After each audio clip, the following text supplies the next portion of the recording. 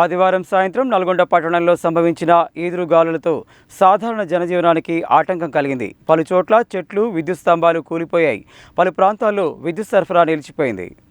నల్గొండ పట్టణంలో ఆదివారం సాయంత్రం తీవ్ర ఈదురుగాలు చెలరేగాయి. దీంతో నల్గొండ పట్టణంలోని విద్యానగర్ కాలనీలో చెట్లు కూలిపోయి రోడ్డుకు అడ్డంగా పడిపోయాయి.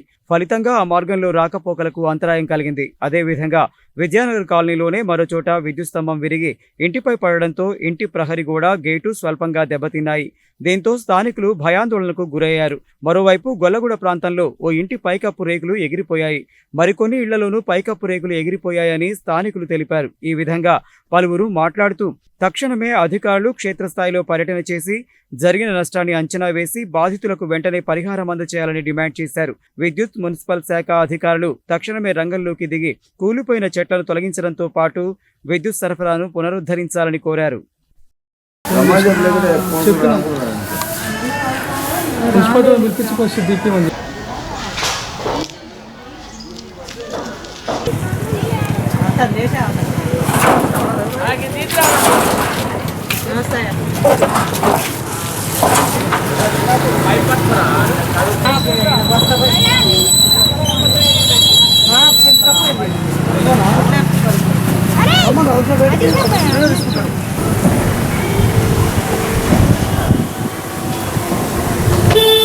అన్న వాళ్ళకి పవర్ లేదబ్బా తమ్మల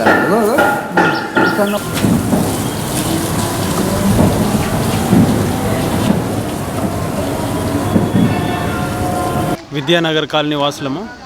అయితే ఈరోజు జరిగినటువంటి గాలి వర్షం వచ్చింది. పోలికిన కింద పడి డైరెక్ట్ ఇంటి మీద పడ్డది. ఆ విధంగా చెట్లు విరిగి కింద పడడం జరిగింది.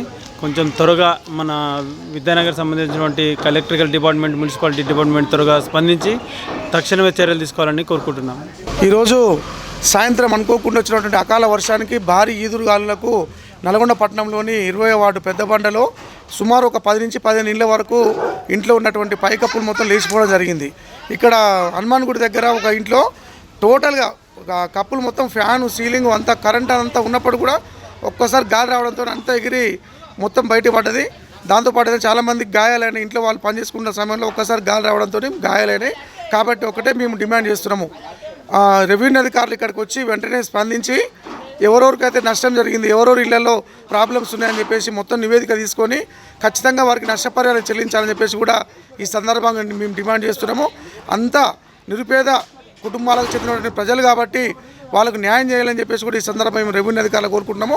మున్సిపాలిటీ అధికారులు కూడా వెంటనే స్పందించి వాళ్ళకు నష్టపరిహారం వచ్చే విధంగా ఆదుకోవాలని చెప్పేసి ఈ సందర్భంగా మేము డిమాండ్ చేస్తున్నాం.